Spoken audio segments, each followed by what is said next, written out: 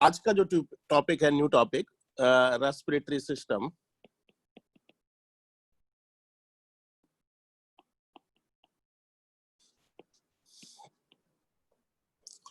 Respiratory systems के अंदर जो दो इंपॉर्टेंट डिजीज हम लोग यहाँ पर डिस्कशन करेंगे। इसके अंदर एक तो हम डिस्कशन करेंगे कफ, और दूसरा जो सबसे इंपॉर्टेंट डिजीज है ब्रोंकियल अस्थमा।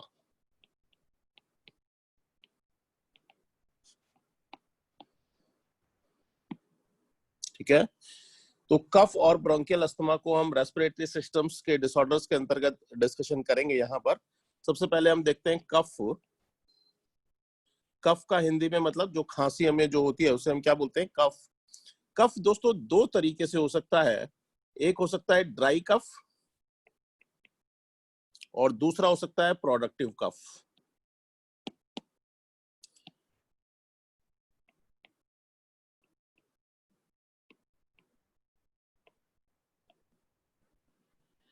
दो तरीके का कफ यहां पर हो सकता है, ड्राई कफ और प्रोडक्टिव कफ। दोस्तों ड्राई कफ जब भी होगा, यानी कहने का मतलब यहाँ पर सिंपल सूखी खांसी जिसे हम बोलते हैं वो यहाँ पर चलेगी। और सूखी खांसी क्यों होती है दोस्तों? यहाँ पर बार बार इरिटेशन होता है जिसकी वजह से कफ सेंटर जो है वो स्टिमुलेट होता है। ठीक है, तो dry cough mainly cough centre के स्टिमुलेशन की वजह से होता है। बार बार जो हमारी ब्रेन के अंदर कफ सेंटर स्टिमुलेट होता है, इस कफ सेंटर के स्टिमुलेट होने की वजह से वहां पर सूखी खांसी वहां पे चलती है। तो ड्राई कफ का मतलब है सूखी खांसी, और कफ सेंटर के स्टिमुलेट होने की वजह से ये खांसी वहां पर चलती है। अगर हम कफ सेंटर को सप्रेस कर दें तो इस खांसी को रोका जा सकता है। ठीक है, और इस प्रकार की जो दवाइयां जो यूज में ली जाती हैं इन्हें हम बोलते हैं एंटी टसिव ड्रग।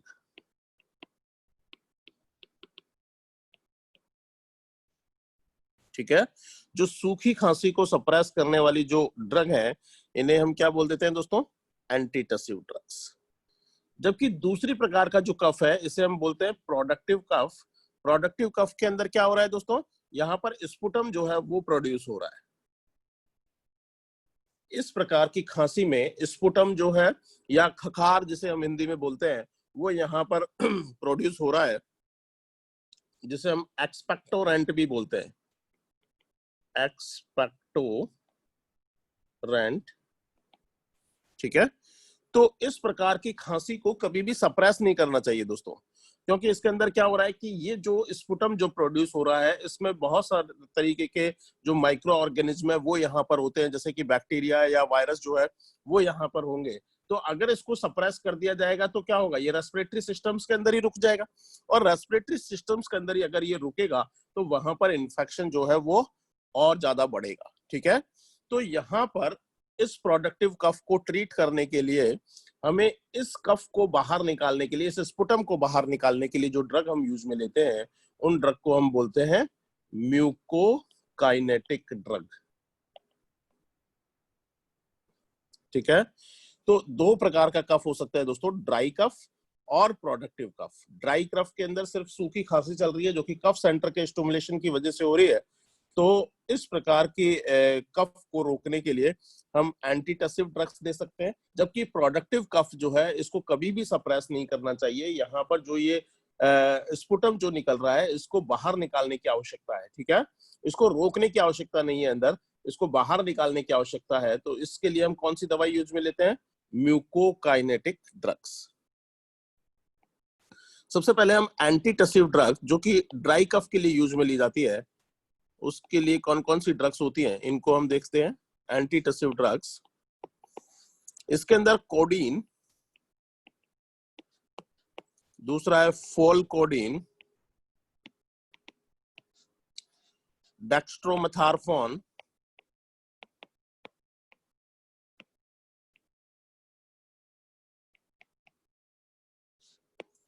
और नॉस्कैपिन।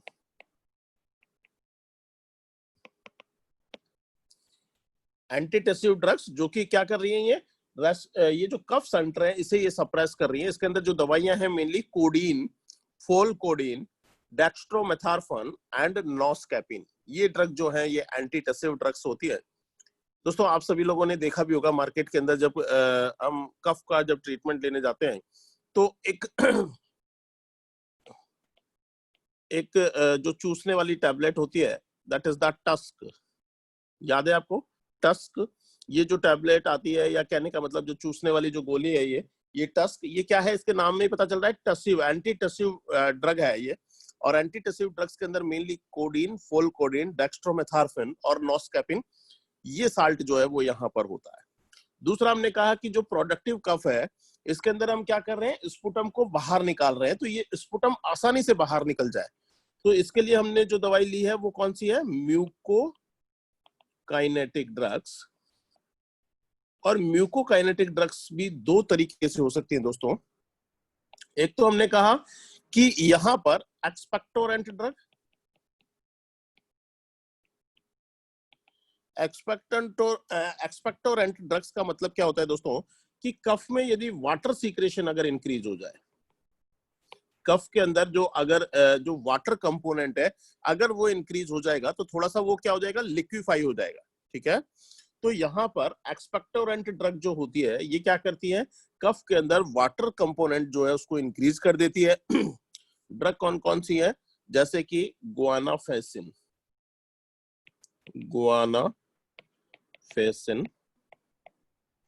दूसरी ड्रग है पोटेशियम आयोडाइड, पोटेशियम आयोडाइड। इसी तरीके से एक और ड्रग होती है जिसे हम बोलते हैं mucolytic drug, mucolytic drug. Mucolytic drug क्या करेगी दोस्तों, यहां पर म्यूकस जो है इसका लाइसिस कर देगी, यानी कहने का मतलब इसको ये क्या कर देगी, थिन बना देगी। जो थिक म्यूकस है इसको बिल्कुल थिन बना देती है, और ये वहां पर आसानी से बाहर निकल जाता है, ठीक है।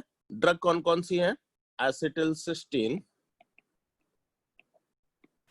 एसिटिलसिस्टीन, एम्ब्रोक्सिल,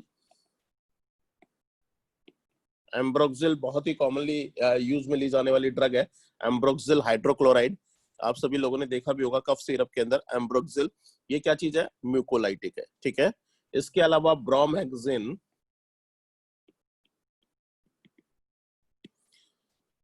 ठीक है। तो ये जो दवाइयां होती हैं ये म्यूकोकाइनेटिक ड्रग है। तो दोस्तों कफ जो है वो दो तरीके का हो सकता है, एक हमने कहा ड्राई कफ है, दूसरा हमने कहा प्रोडक्टिव कफ है। ड्राई कफ के ट्रीटमेंट के लिए हम जो कफ सेंटर है इसे हम सप्रेस कर दें, ऐसी दवाइयां कौन सी होती हैं, एंटीटसिव ड्रग्स होती है।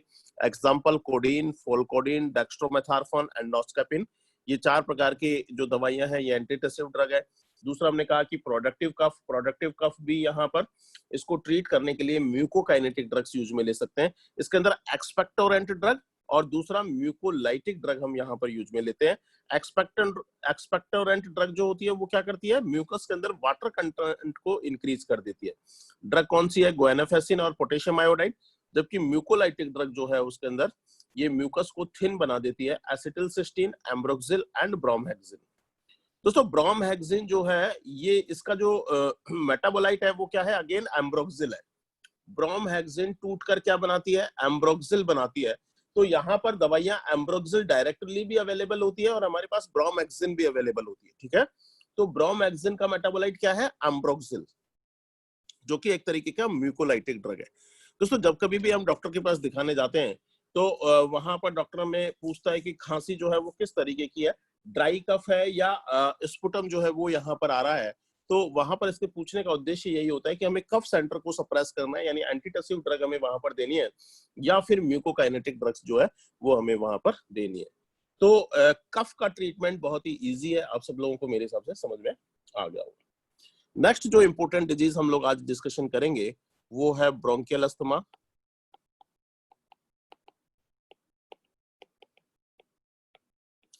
दोस्तों ब्रोंकियल अस्थमा आपके फार्मेकोलॉजी के पॉइंट ऑफ व्यू से तो इंपॉर्टेंट है ही, एमएसएन पॉइंट ऑफ व्यू से भी बहुत ज्यादा इंपॉर्टेंट है।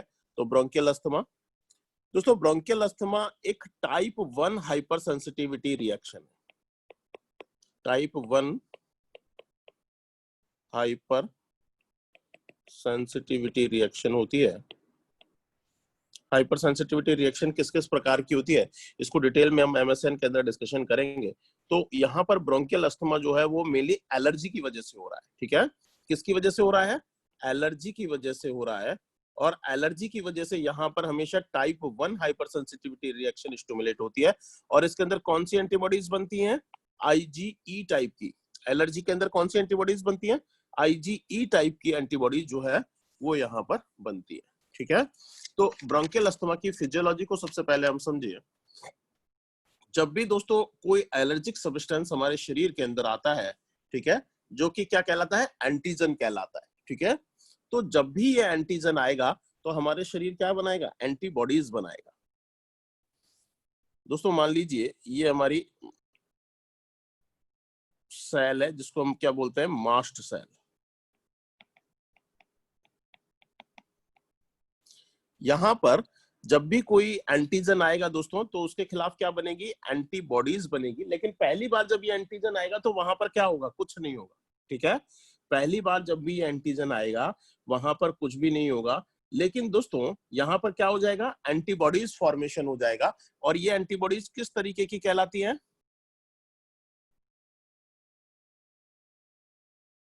ये जो एंटीबॉडीज होती हैं ये मेनली IgE टाइप की एंटीबॉडीज होती है। ठीक है, तो जब भी पहली बार एंटीजन आएगा तो इसके खिलाफ क्या बन जाएंगी? एंटीबॉडीज बन जाएंगी। लेकिन पहली बार एंटीजन जब भी आता है तब बहुत ज्यादा रिएक्शन यहाँ पर कुछ भी नहीं होती है। लेकिन दोस्तों जब एक बार एंटीबॉडीज बन जाती हैं तो ये एंटीबॉडीज कहां पर जाकर अटैच हो जाती हैं? मास्ट सेल पर जाकर अटैच हो जाती है। तो यहां पर जब भी पहली बार इन्फेक्शन होगा तो ये एंटीबॉडी जो IgE टाइप की एंटीबॉडीज बनी है ये क्या करेंगी? मास्ट सेल पर जाकर अटैच हो जाएंगी, यानी इसकी क्या कर देगी? प्राइमिंग कर देगी। इस वर्ड को हम क्या बोलते हैं? प्राइमिंग। तो जब भी एंटीजन पहली बार आता है IgE एंटीबॉडीज का फॉर्मेशन हो जाता है और मास्ट सेल से जाकर अटैच हो जाती है, यानी मास्ट सेल की प्राइमिंग हो जाती है। लेकिन दोस्तों जब भी 2 दिन बाद, 5 दिन बाद या 50 दिन बाद या 100 दिन बाद जब भी ये इन्फेक्शन दोबारा से होता है, यानी कहने का मतलब जब भी ये एंटीजन दोबारा से आता है, ठीक है, तो यहां पर ये जो एंटीजन है और एंटीबॉडी से अटैच होता है। हमने कहा ये एंटीजन एंटीबॉडी से अटैच होता है, तो एंटीजन एंटीबॉडी रिएक्शन यहां पर होती है और उसकी वजह से क्या हो जाता है? ये मास्ट सेल जो है ये यहां पर डीग्रेनुलेट हो जाती है। मास्ट सेल क्या हो जाती है? टूट जाती है, ब्रेक हो जाती है। और मास्ट सेल से क्या हो जाता है दोस्तों? मास्ट सेल टूटने से यहां से ल्यूकोट्राइन्स रिलीज होते हैं।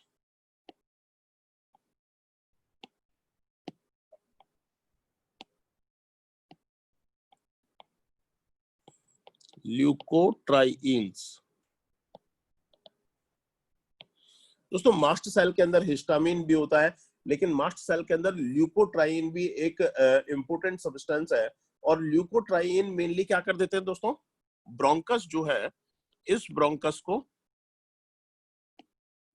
क्या कर देते हैं? कंस्ट्रिक्शन यहां पर कर देते हैं और क्या हो जाता है? ब्रोंको कंस्ट्रिक्शन हो जाता है।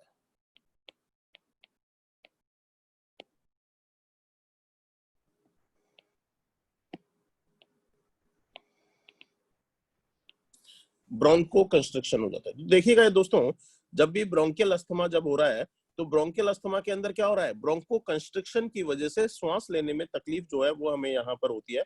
तो एंटीजन जब भी आता है दोबारा से, एंटीबॉडी से जब ये जुड़ेगा, एंटीजन एंटीबॉडी से जब ये अटैच होगा तो एंटीजन एंटीबॉडी रिएक्शन होगी, जिससे कि मास्ट सेल ये टूट जाएगी और मास्ट सेल से ल्यूकोट्राइन्स रिलीज हो जाएंगे। और ल्यूकोट्राइन्स क्या करते हैं? ब्रोंकस पर ब्रोंको कंस्ट्रिक्शन कर देते हैं। ठीक है, जिससे कि हमें सांस लेने में तकलीफ होती है।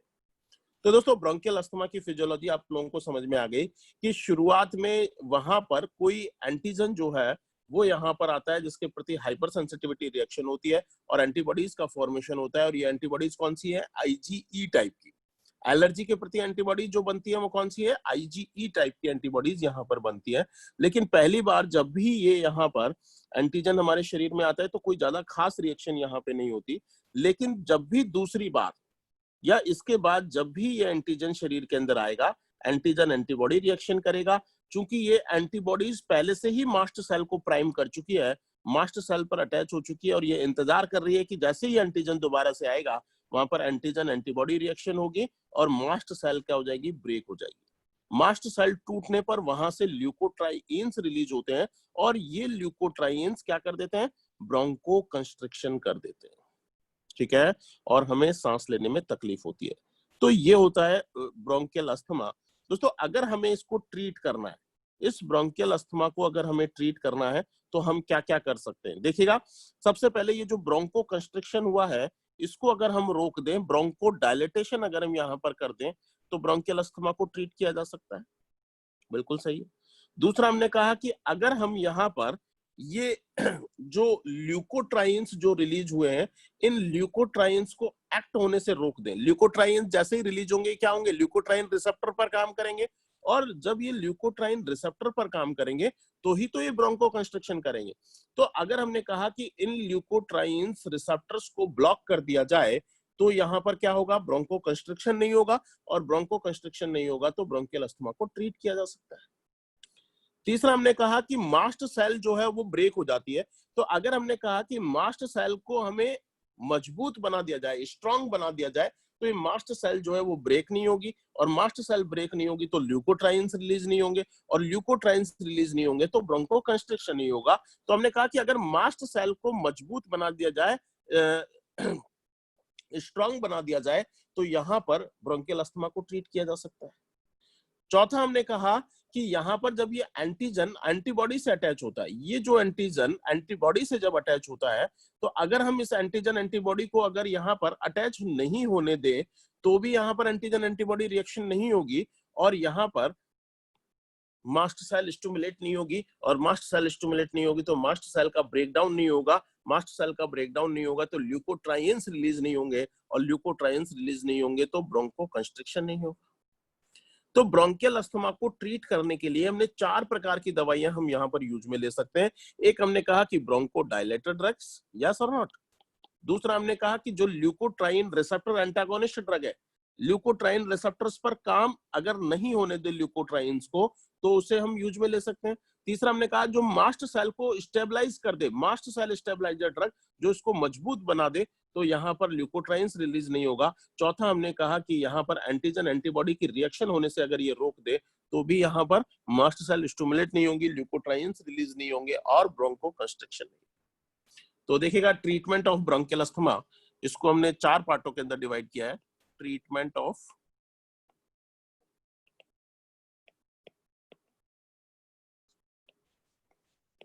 Bronchial asthma.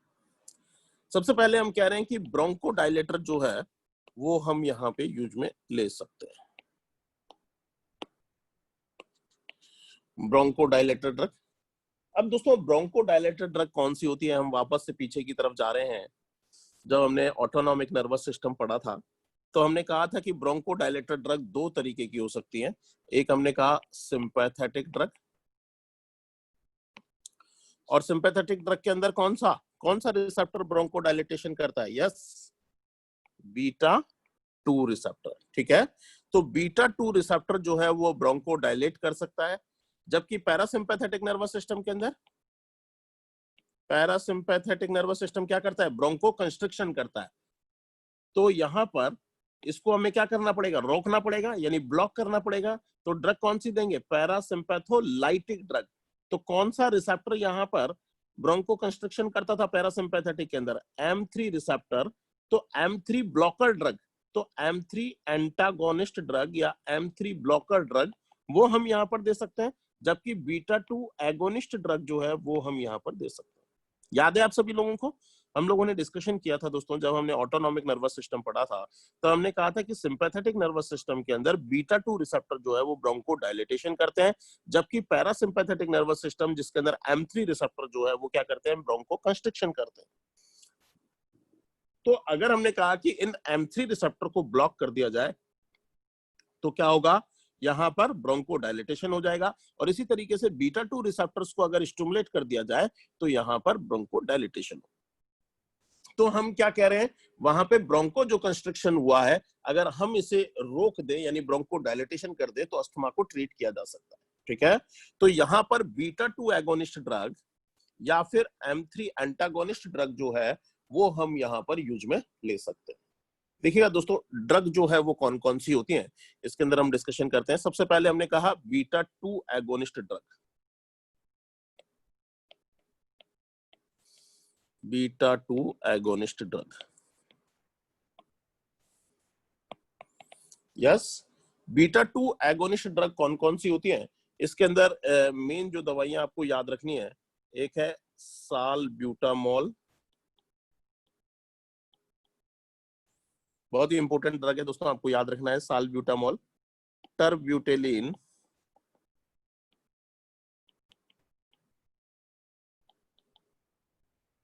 सालमेट्रोल,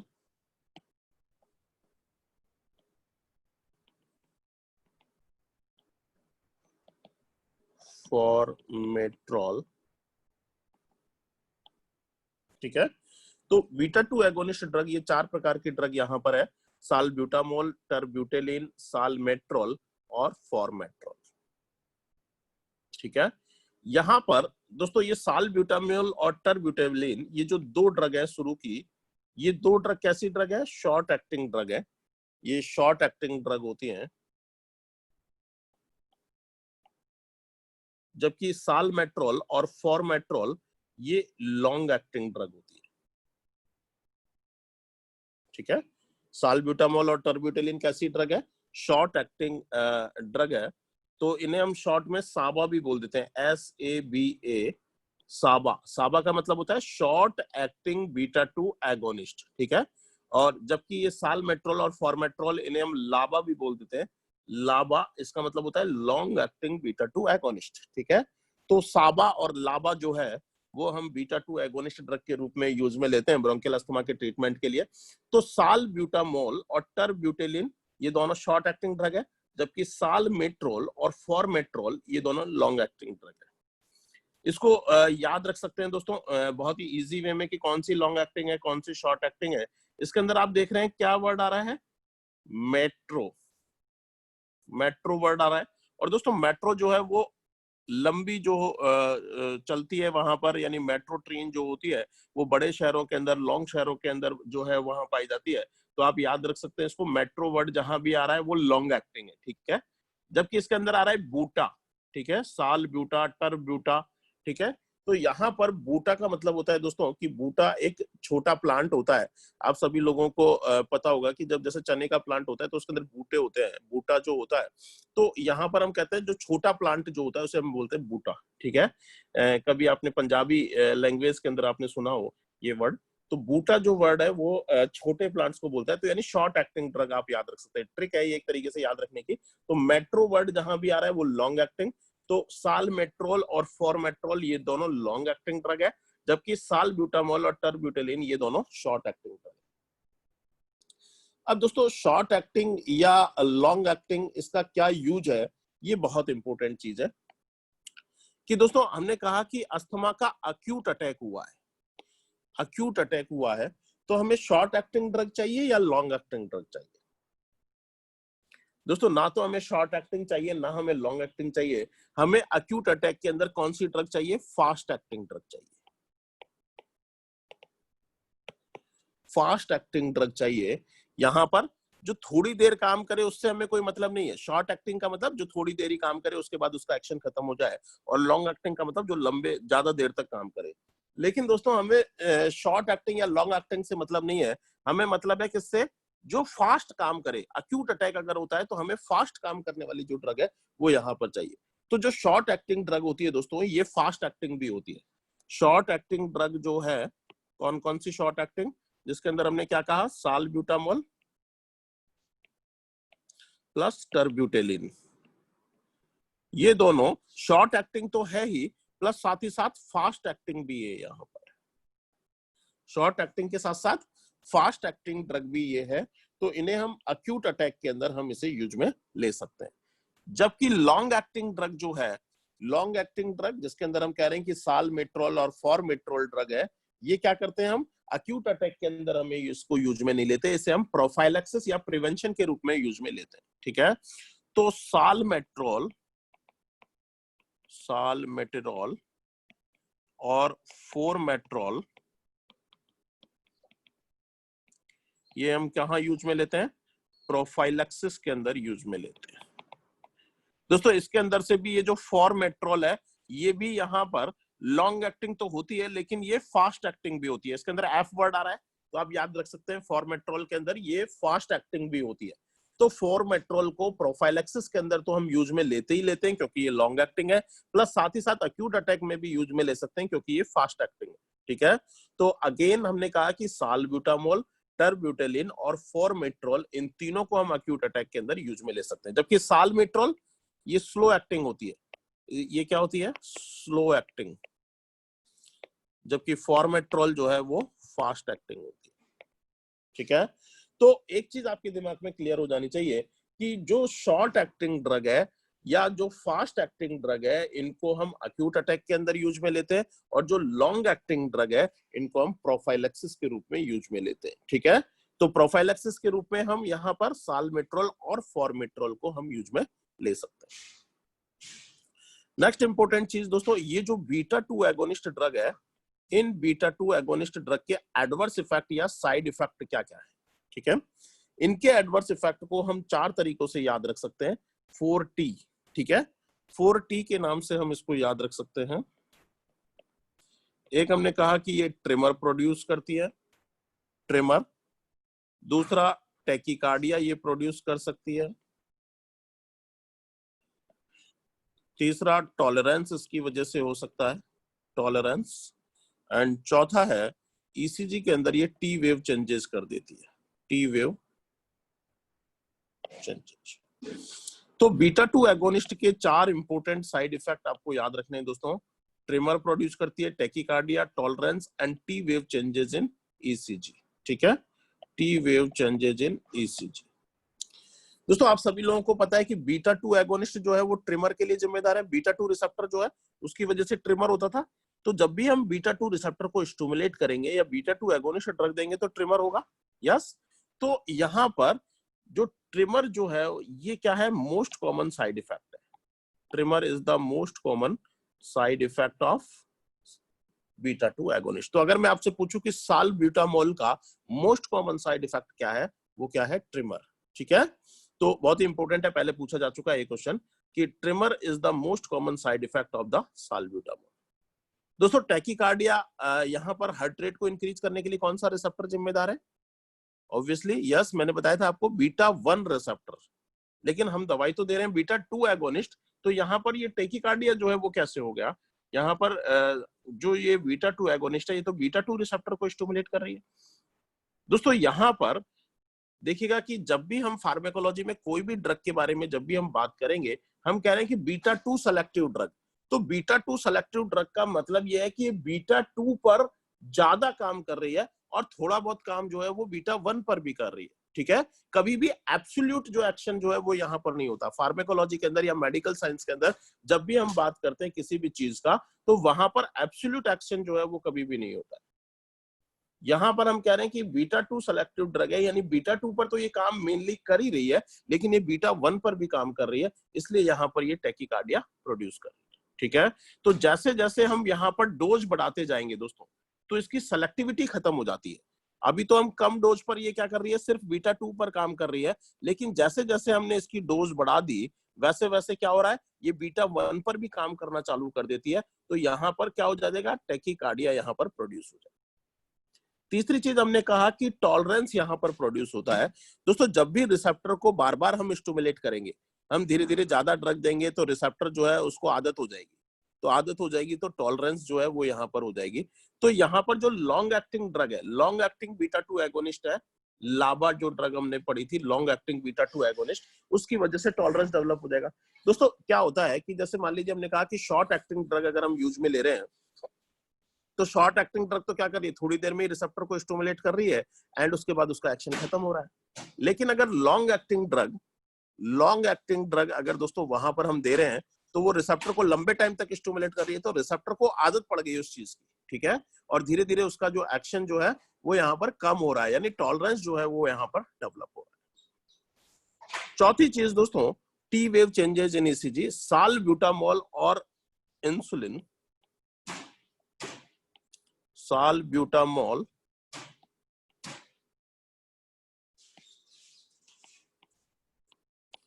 और इंसुलिन दो ऐसी ड्रग है दोस्तों, इससे जो है वो पोटेशियम जो है वो डर जाता है।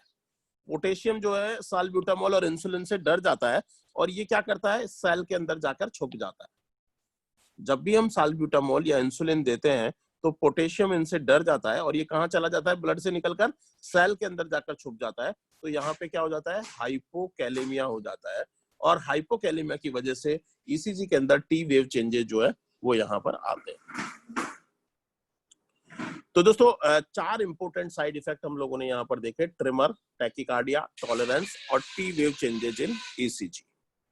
इसके अलावा दोस्तों एक और इंपोर्टेंट साइड इफेक्ट यहाँ पर है कि दोस्तों जब भी हम बीटा 2 एगोनिस्ट ड्रग देते हैं तो ग्लूकोज मेटाबॉलिज्म पर क्या असर आता है, यस ग्लूकोज का लेवल इंक्रीज होता है, ठीक है। तो यहाँ पर हाइपरग्लाइसीमिया भी प्रोड्यूस होता है, तो इंक्रीज ग्लूकोज जो है वो भी यहाँ पर होता है, तो हाइपरग्लाइसीमिया भी इन ड्रग्स की वजह से हो सकता है। तो बीटा 2 एगोनिस्ट ड्रग के साइड इफेक्ट क्या क्या है दोस्तों, trimmer, tachycardia, tolerance, T wave changes in the ECG and hyperglycaemia.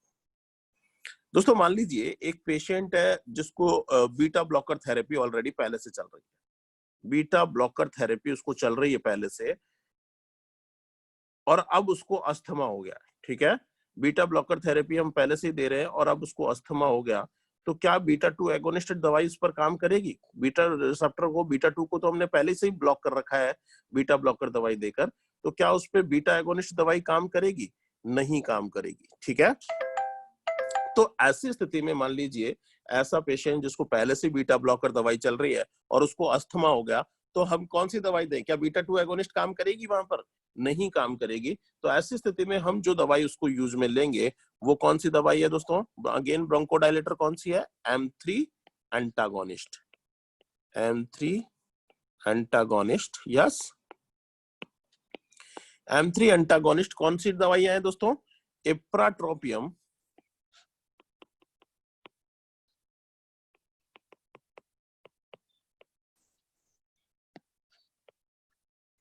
Ipratropium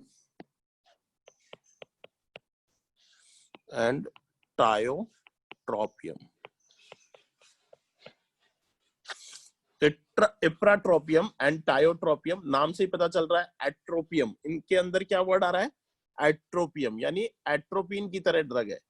atropine कौन सी ड्रग है दोस्तों? पैरासिम्पैथोलाइटिक ड्रग, ठीक है।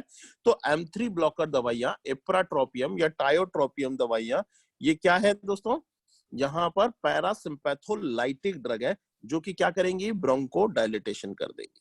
तो कोई ऐसा पेशेंट जिसके अंदर यहाँ पर हम बीटा 2 एगोनिस्ट दवाई नहीं दे सकते, तो उसके अंदर हम कौन सी दवाई ले सकते हैं?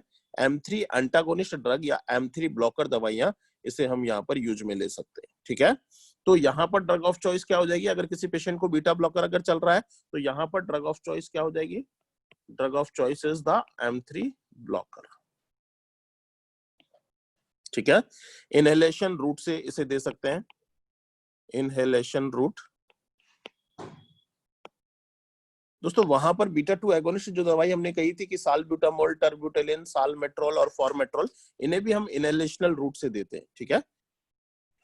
नेक्स्ट तीसरा जो ग्रुप हम लोग यहाँ पर यहाँ पर जो ब्रोंकोडायलेटर की हम बात करेंगे वो है फॉस्फोडाइस्ट्रेज इनहिबिटर।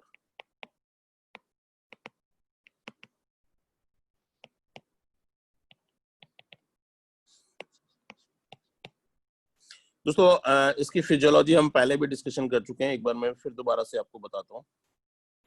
जैसे मान लीजिए ये हमारी कोई सेल है, इस सेल पर जो रिसेप्टर्स यहाँ पर पाया जा रहा है, हमने कहा कि ये बीटा 2 रिसेप्टर्स है, बीटा 2 रिसेप्टर। तो जैसे ही हमने कोई दवाई यहाँ पर बीटा 2 एगोनिस्ट दवाई दी, इसने बीटा 2 रिसेप्टर्स को स्टिमुलेट कर दिया।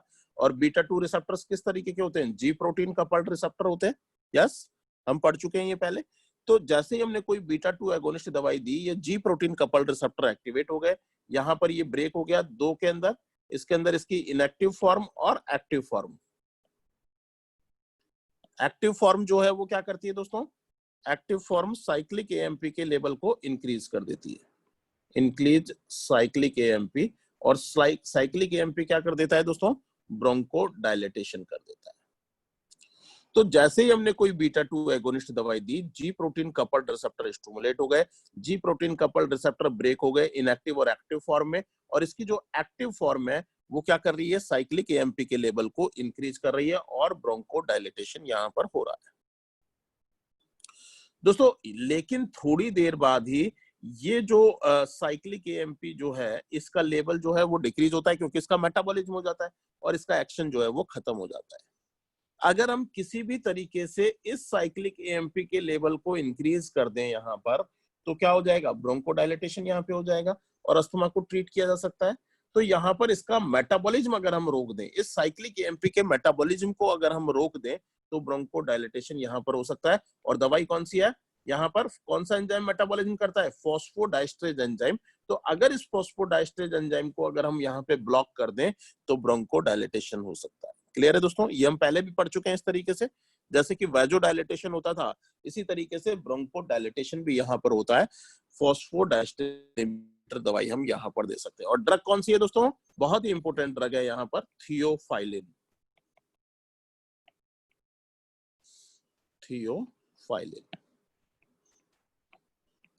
तो थियोफाइलिन क्या है दोस्तों, यहाँ पर फॉस्फोडाइस्ट्रेज इनहिबिटर है। और फॉस्फोडाइस्ट्रेज इनहिबिटर दवाई थियोफाइलिन, ये हम कौन से रूट से देते हैं, इंपॉर्टेंट है यहाँ पर। इसको हम या तो ओरल या आईवी रूट से हम यहाँ पर दे सकते हैं, इनहेलेशनल रूट से इसको यूज में नहीं लेते हैं। इनहेलेशनल रूट से यहाँ पर इसको यूज में नहीं लेते हैं, यहाँ पर मेनली ओरल रूट या आईवी रूट से थियोफाइलिन को हम दे सकते हैं। थियोफाइलिन के साइड इफेक्ट जो है वो क्या क्या होते हैं दोस्तों, इंपॉर्टेंट है, ये भी पूछे जाते हैं कई बार। जीआईटी साइड इफेक्ट जो है वो सबसे ज्यादा कॉमन होते हैं इसके। जीआईटी साइड इफेक्ट जिसके अंदर नोजिया वॉमिटिंग आप सभी लोग के लिए फेवरेट है, नोजिया वॉमिटिंग, गैस्ट्राइटिस हो सकता है इसकी वजह से। दूसरा हमने कहा कि चूंकि ये क्या कर रहा है, ब्रोंकोडायलिटेशन कर रहा है, तो वेजोडायलिटेशन भी यहाँ पर होता है इसकी वजह से, क्योंकि साइक्लिक एएमपी का काम वेजोडायलिटेशन करना भी है। तो अगर ये वेजोडायलिटेशन कर देगा, तो ब्रेन की वेसल्स के अंदर अगर वेजोडायलिटेशन हो जाएगा, तो इसकी वजह से हेडेक होगा कि नहीं होगा, हेडेक यहाँ पर होगा, ठीक है। इसके अलावा यहाँ पर ब्रेन के अंदर ये सीजर प्रोड्यूस कर देता है कई बार, सीजर, और कार्डियोवैस्कुलर सिस्टम्स के अंदर इसकी वजह से एरिथमिया यहाँ पर हो सकता है।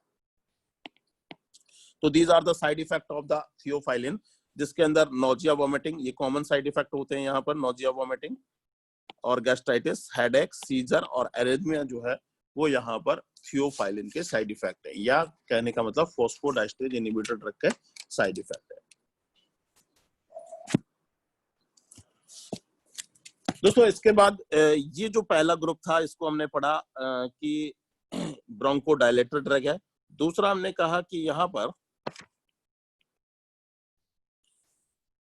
मैं पीछे आपको लेकर जा रहा हूं वापस से, हमने कहा कि ब्रोंकोडायलेटेशन अगर हमने कर दिया तो यहाँ पर क्या हुआ था, अस्थमा को ट्रीट किया जा सकता है। अब हमने कहा कि ये जो ल्यूकोट्राइन जो रिलीज हुए हैं, इस ल्यूकोट्राइन को एक्शन करने से अगर हम रोक दें, ठीक है, ल्यूकोट्राइन्स को एक्शन करने से अगर हम रोक दें, तो क्या हो जाएगा, यहाँ पर ब्रोंको कंस्ट्रिक्शन नहीं होगा। तो हम कौन सी दवाई यूज में ले सकते हैं, ल्यूकोट्राइन रिसेप्टर एंटागोनिस्ट, ठीक है। तो ल्यूकोट्राइन रिसेप्टर एंटागोनिस्ट जो दूसरी दवाइयां जो है वो किस पर काम कर रही हैं, ल्यूकोट्राइन।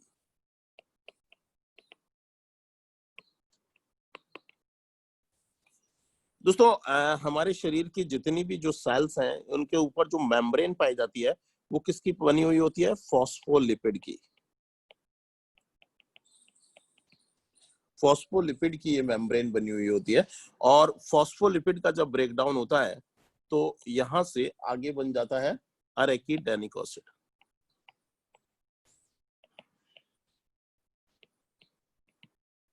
अरेकिडोनिक एसिड, और एंजाइम जो होता है यहाँ पर फॉस्फोलिपिड को ब्रेक करने वाला एंजाइम कौन सा है, फॉस्फोलाइपेज A2।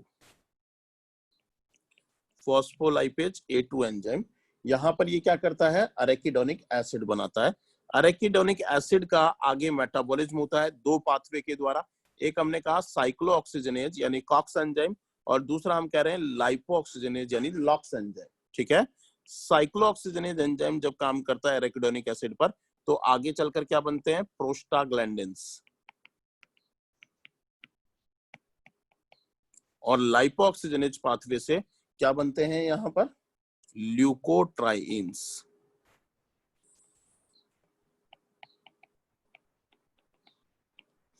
ये बहुत ही इंपॉर्टेंट चीज है दोस्तों कि फॉस्फोलिपिड, जब भी हमारी सेल की जो मेम्ब्रेन होती है ये फॉस्फोलिपिड की बनी हुई होती है, और फॉस्फोलिपिड का जब मेटाबॉलिज्म होता है तो क्या बनता है, अरेकिडोनिक एसिड बनता है।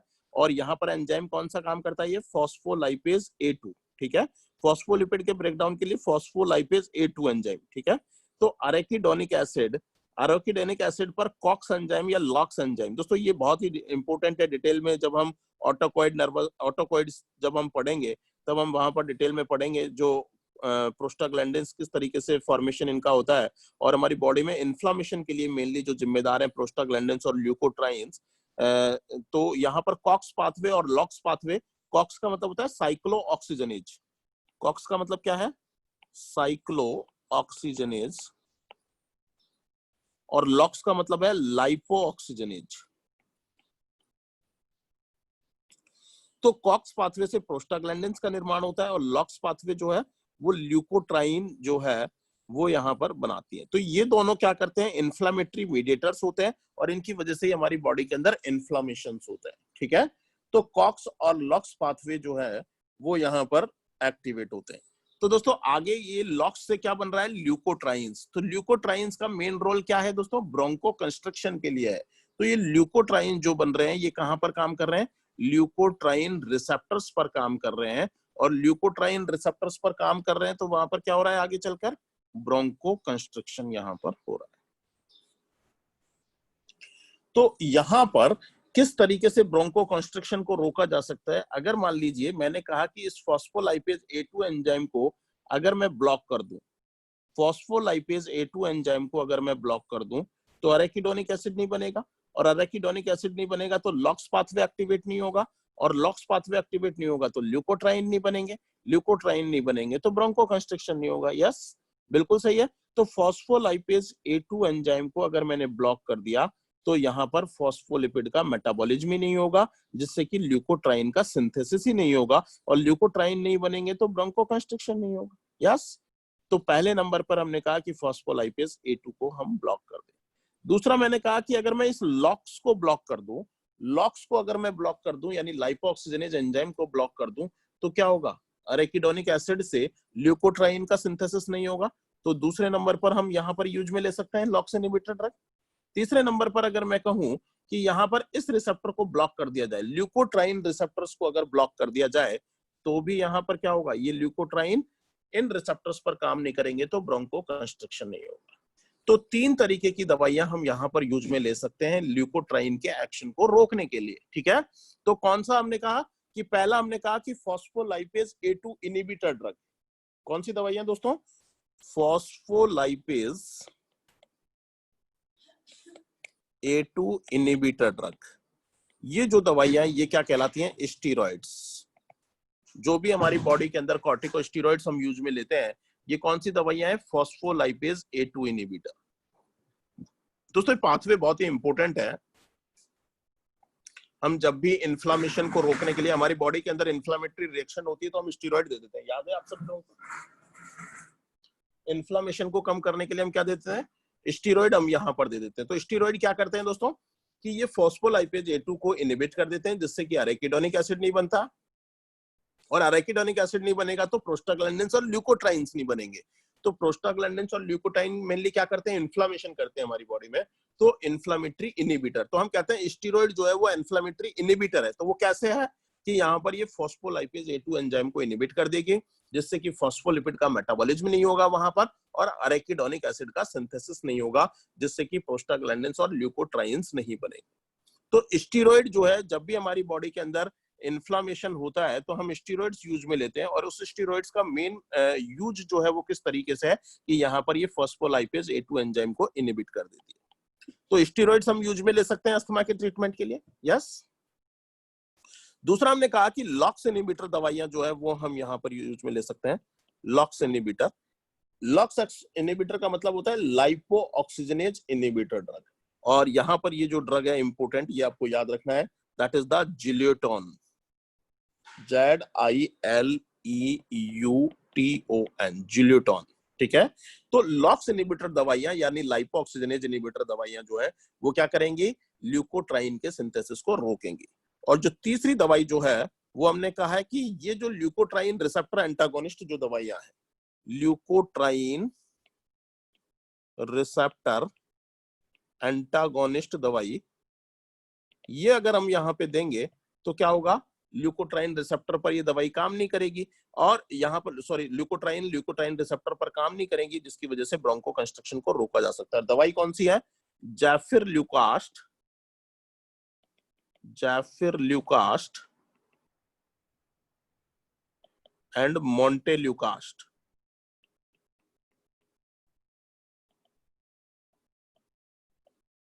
यस, बहुत ही कॉमन दवाई है, सुनी होगी आप लोगों ने, मोंटेल्यूकास्ट एंड जैफिरल्यूकास्ट। तो दोस्तों ल्यूकोट्राइन रिसेप्टर एंटागोनिस्ट जो दवाइयां हैं, ये जैफिरल्यूकास्ट और मोंटेल्यूकास्ट, ये भी हम अस्थमा के ट्रीटमेंट के लिए यूज में ले सकते हैं। तो दोस्तों ल्यूकोट्राइन जो कि ब्रोंको कंस्ट्रक्शन कर रही है, इसको रोकने के लिए हम फॉस्फोलाइपेज A2 इनहिबिटर यानी स्टेरॉइड्स हम यहाँ पर यूज में ले सकते हैं, लॉक्स इनहिबिटर यानी जेलिटोन हम यहाँ पर यूज में ले सकते हैं, एंड ल्यूकोट्राइन रिसेप्टर एंटागोनिस्ट यानी मोंटेल्यूकास्ट और जैफिरल्यूकास्ट हम यहाँ पर यूज में ले सकते हैं। अब देखिएगा दोस्तों, सबसे पहले हम डिस्कशन करते हैं स्टेरॉइड्स के बारे में।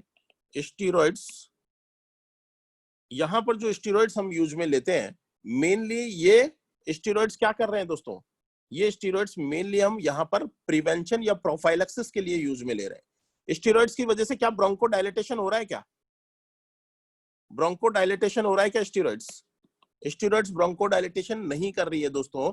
यहाँ पर ये क्या कर रही है, ल्यूकोट्राइन्स को काम करने से रोक रही है, यानी ब्रोंको कंस्ट्रिक्शन को रोक रही है। लेकिन अगर मान लीजिए एक बार अगर ब्रोंको कंस्ट्रिक्शन हो गया, तो क्या ये ब्रोंको डायलेटेशन कर सकती है? क्या नहीं कर सकती। तो यहाँ पर होने से पहले से ही हम इसको रोक रहे हैं, तो इसे हम क्या बोल रहे हैं? प्रिवेंशन। ठीक है, तो प्रिवेंशन या प्रोफाइलैक्सिस के लिए हम स्टेरॉइड्स यूज में लेते हैं। स्टेरॉइड्स हम यहाँ पर क्यों यूज में लेते हैं? प्रिवेंशन को करने के लिए या प्रोफाइलैक्सिस के लिए। हम अक्यूट अटैक के ट्रीटमेंट के लिए हम यूज में नहीं लेते, ठीक है, क्योंकि ये ब्रोंको डायलेटर नहीं है, ये यहाँ पर ल्यूकोट्राइन्स को रोक रही है, इसलिए ये यहाँ पर ब्रोंको कंस्ट्रिक्शन को रोक रही है। ठीक है, लेकिन अगर किसी पेशेंट के अंदर मान लीजिए ब्रोंको कंस्ट्रिक्शन हो गया एक बार, तो वहां पर ब्रोंको डायलेटेशन का काम स्टेरॉइड का नहीं है। ठीक है, तो यहाँ पर स्टेरॉइड्स दोस्तों दो तरीके से यूज में लिए जा सकते हैं। एक हमने कहा जो इनहेलेशनल रूट से लेते हैं, इनहेलेशनल रूट से, और दूसरा हमने कहा ओरल रूट से ली जाने वाली। तो मेनली हम यहाँ पर जो इनहेलेशनल रूट है वो यहाँ पर प्रेफर करते हैं। दवाइयां थोड़ी बहुत आपको याद रखनी है कौन कौन सी, जैसे हम कहते हैं कि बैक्लोमेथासोन, बैक्लोमेथासोन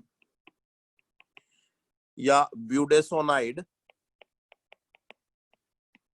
ब्यूडेसोनाइड या फ्लूटिकासोन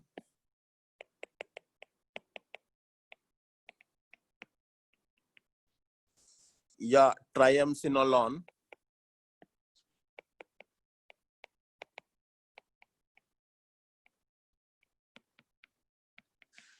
ठीक है, या मेमाटासोन,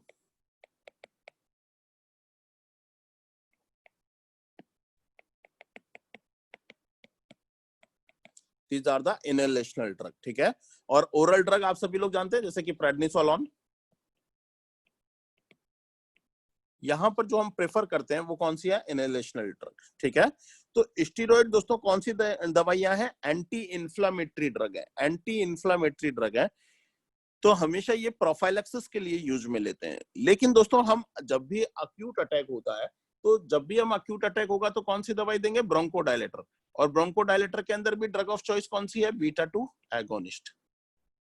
तो अक्यूट अटैक के अंदर जब भी हम बीटा 2 एगोनिस्ट देते हैं, तो उसके साथ साथ हम स्टेरॉइड भी देते हैं। यहाँ पर स्टेरॉइड का मेन, अकेले स्टेरॉइड देने से कभी भी ब्रोंको डायलेटेशन नहीं होगा दोस्तों। यहाँ पर हमें क्या देनी पड़ेगी? साथ bronchodilator drug beta 2 agonist. लेकिन स्टेरॉइड देने से क्या हो रहा है दोस्तों? स्टेरॉइड देने से यहाँ पर बीटा 2 एगोनिस्ट की रिसेप्टर सेंसिटिविटी जो है वो इंक्रीज हो जाती है। तो इसलिए हम स्टेरॉइड साथ में देते हैं जब भी अक्यूट अटैक होगा, अक्यूट अटैक का ट्रीटमेंट, अस्थमा का अक्यूट अटैक का ट्रीटमेंट, तो उसके अंदर बीटा 2 एगोनिस्ट के साथ साथ स्टेरॉइड हम क्यों देते हैं?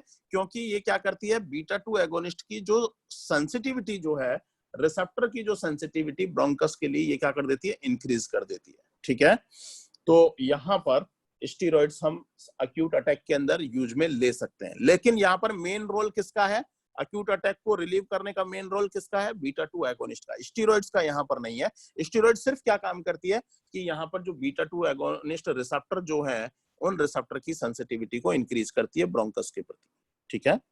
साइड इफेक्ट इन स्टेरॉइड्स का क्या हो सकता है दोस्तों? एक इंपॉर्टेंट साइड इफेक्ट, तो दोस्तों हमने कहा कि हम यहाँ पर जो स्टेरॉइड्स के जो पफ यहाँ पर लेते हैं वो इनहेलेशनल रूट से पफ लेते हैं।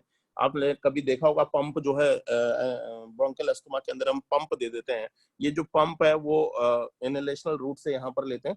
तो जैसे हमने कहा कि ये जो दवाई हम पंप करते हैं इसमें से 100% अगर दवाई जा रही है तो ब्रोंकस तक कितनी दवाई पहुंचती है? ओनली 5%। 95% दवाई जो है वो मेनली माउथ के अंदर या ट्रेकिया के अंदर जो है वो यहीं पर रुक जाती है। ठीक है। तो बीच में दवाई जब ये रुकेगी तो यहाँ पर क्या करेगी? क्योंकि स्टेरॉइड है, स्टेरॉइड तो क्या होती है? एंटी इन्फ्लामेटरी ड्रग है, यानी कहने का मतलब वहां पर इन्फ्लामेशन को कम करेगी, तो इन्फेक्शन के फैलने के चांसेस ज्यादा हो जाएंगे। यस, स्टेरॉइड्स के अंदर जब भी हमारी बॉडी के अंदर जब हम स्टेरॉइड देते हैं तो इन्फेक्शन फैलने के चांसेस ज्यादा होते हैं। तो यहाँ पर जो मोस्ट कॉमन इन्फेक्शन होने की पॉसिबिलिटी होती है वो है ओरोफेरेंजियल कैंडिडियासिस। क्या हो सकता है दोस्तों? Oropharyngeal candidiasis. ये एक तरीके का फंगल इन्फेक्शन है, आपको पता है ओरोफेरेंजियल कैंडिडियासिस क्या चीज है? एक तरीके का फंगल इन्फेक्शन।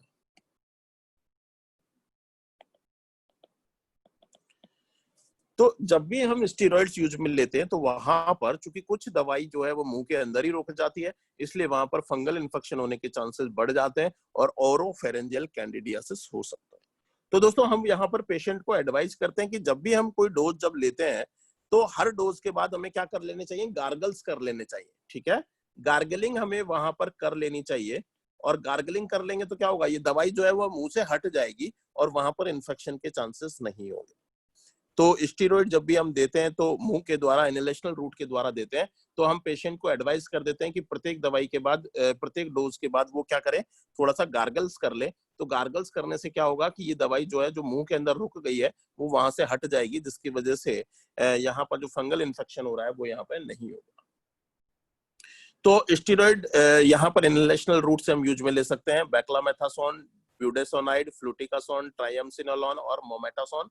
और दोस्तों यहाँ पर स्टेरॉइड जो है वो कभी भी हम अक्यूट अटैक को रिलीव करने के लिए नहीं देते, क्योंकि ये यहाँ पर क्या कर रही है? ये यहाँ पर ल्यूकोट्राइन्स को काम करने से रोक रही है। एक बार यदि ब्रोंको कंस्ट्रक्शन हो गया तो वहां पर ये ब्रोंको डायलिटेशन नहीं कर सकती, लेकिन फिर भी इसको अक्यूट अटैक के अंदर यूज में लेते हैं हम बीटा 2 एगोनिस्ट के साथ। कभी भी हम अकेले जो स्टेरॉइड्स को अक्यूट अस्थमा के ट्रीटमेंट के लिए यूज में नहीं ले सकते दोस्तों। अगेन बहुत ही इंपॉर्टेंट बात मैं बता रहा हूं आपको कि हमेशा अगर हम अक्यूट अटैक के अंदर यूज में लेते हैं तो बीटा 2 एगोनिस्ट दवाई के साथ यूज में लेते हैं। और वहां पर इसका क्या रोल है कि यहाँ पर ये बीटा 2 एगोनिस्ट की जो सेंसिटिविटी जो है रिसेप्टर की ब्रोंकस के प्रति, उसे ये इंक्रीज कर देता है। ठीक है। नेक्स्ट जो तीसरे प्रकार की जो दवाई हम यूज में ले रहे हैं, हमने कहा था दोस्तों, पहली दवाई हमने कहा कि जो ब्रोंको डायलिटेशन कर दे, दूसरी दवाई जो ल्यूकोट्राइन्स को काम करने से रोके, तीसरी दवाई अगर हमने कहा कि इन ल्यूकोट्राइन्स को रिलीज होने से ही रोक दें हम, यानी मास्ट सेल को मजबूत बना दें। ठीक है। तो मास्ट सेल को अगर हम मजबूत बना देते हैं दोस्तों तो क्या होगा? ये ल्यूकोट्राइन्स रिलीज ही नहीं होंगे। तो ऐसी दवाइयों को हम क्या बोल देते हैं? Mast cell stabiliser. Mast cell stabiliser क्या करती हैं? ये मास्ट सेल को मजबूत बना देती हैं, और मास्ट सेल यदि मजबूत हो गई तो क्या होगा? ये यहाँ पर ल्यूकोट्राइन्स रिलीज ही नहीं कर पाएगी। तो दवाई कौन कौन सी है? सोडियम क्रोमोग्लाइकेट,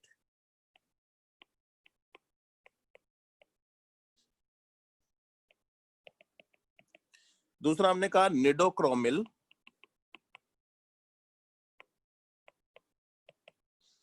तीसरा है कीटोटिफेन।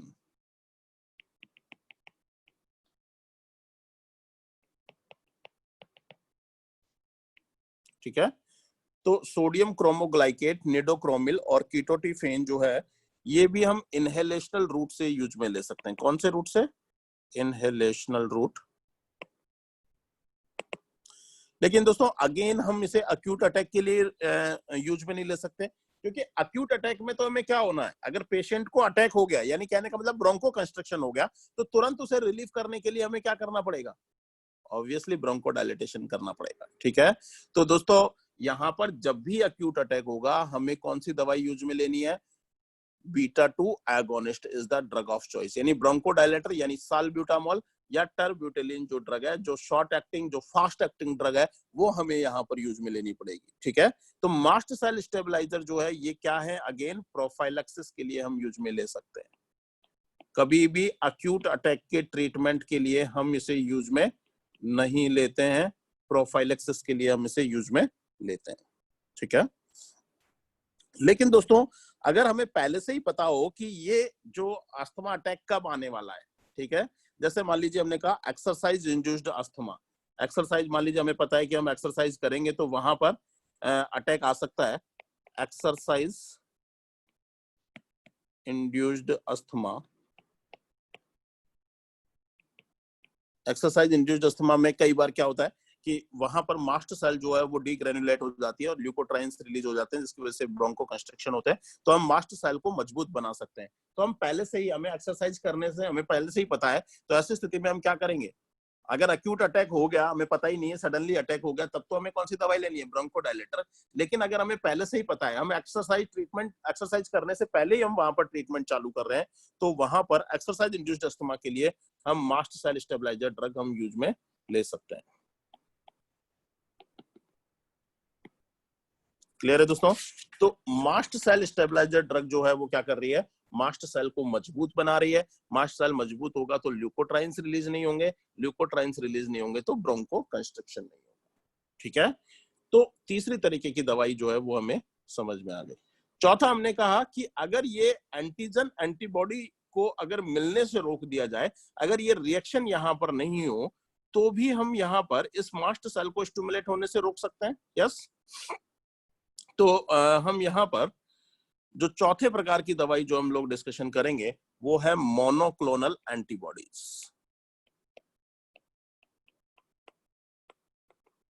मोनोक्लोनल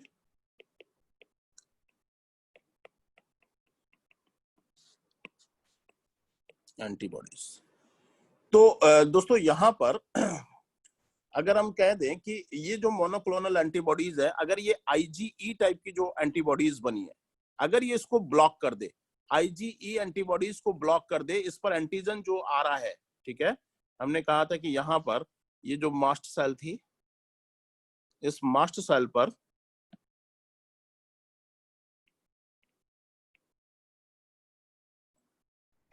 ये जो एंटीबॉडीज बनी थी कौन सी, आईजीई टाइप की, और यहां पर ये रिएक्शन कर रहा था कौन सा, एंटीजन आता।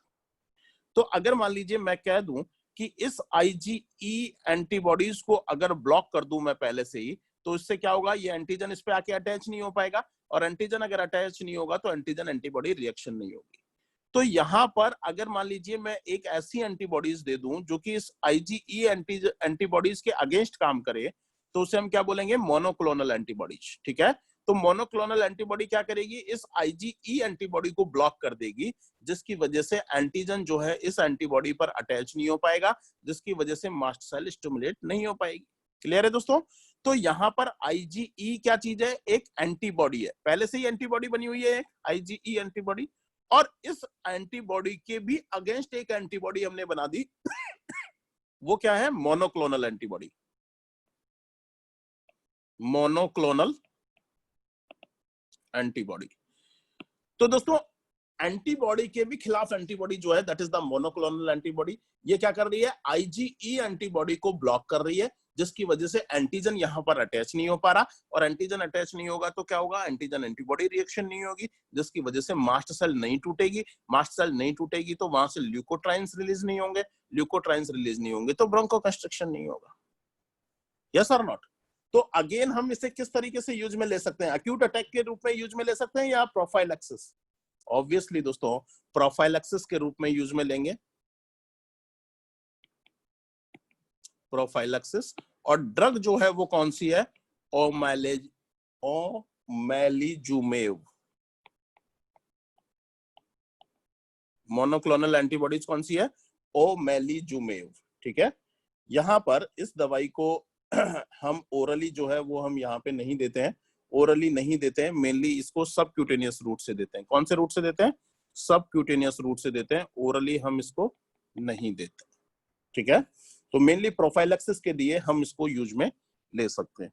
तो दोस्तों ये ब्रोंकियल अस्थमा का ट्रीटमेंट जो है वो यहाँ पर हो गया। हमने 4 प्रकार की दवाइयां हमने यहाँ पर पढ़ी। पहला हमने कहा कि ब्रोंकोडायलेटर ग्रुप की दवाइयां, दूसरा हमने कहा कि ल्यूकोट्राइन रिसेप्टर एंटागोनिस्ट दवाइयां, तीसरा हमने कहा कि जो मास्ट सेल स्टेबलाइजर दवाइयां, और चौथा हमने कहा मोनोक्लोनल एंटीबॉडीज। क्लियर है दोस्तों?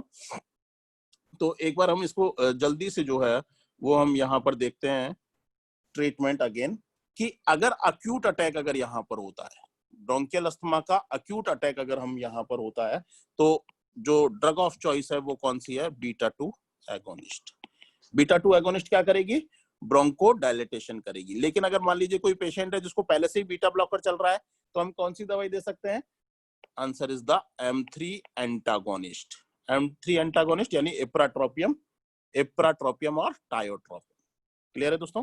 प्रोफाइलैक्सिस के रूप में जो दवाई हम यहाँ पर दे सकते हैं, प्रोफाइलैक्सिस, प्रोफाइलैक्सिस के अंदर हम यहाँ पर corticosteroids, inhalational corticosteroids, inhalational corticosteroids,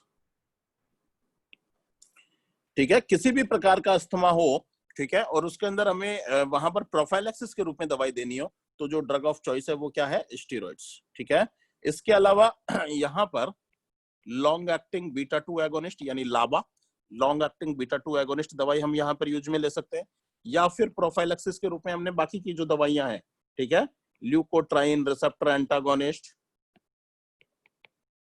leukotriene receptor antagonist, या फिर हमने कहा था कि मास्ट सेल स्टेबलाइजर, या फिर हमने कहा मोनोक्लोनल एंटीबॉडीज। ये सारी दवाइयां जो है वो हम प्रोफाइलैक्सिस के रूप में यूज में ले सकते हैं। जबकि अक्यूट अटैक के अंदर जो ड्रग ऑफ चॉइस है वो क्या है? हमें ब्रोंको डायलेटेशन। अक्यूट अटैक के अंदर क्यों ब्रोंको डायलेटेशन करना है? क्योंकि वहां पर अटैक हो चुका है, ब्रोंको कंस्ट्रिक्शन हो चुका है, और अब हमें वहां पेशेंट की जान बचाने के लिए इमीडिएटली ब्रोंको डायलेटेशन करना पड़ेगा। और ड्रग ऑफ चॉइस क्या है? Beta 2 agonist. अगर पेशेंट को बीटा ब्लॉकर पहले से ही चल रही है, तो हम वहां पर जो ड्रग ऑफ चॉइस है वो क्या है? M3 एंटागोनिस्ट यानी इप्राट्रोपियम या टायोट्रोपियम ब्रोमाइडम वहां पे यूज में ले सकते हैं।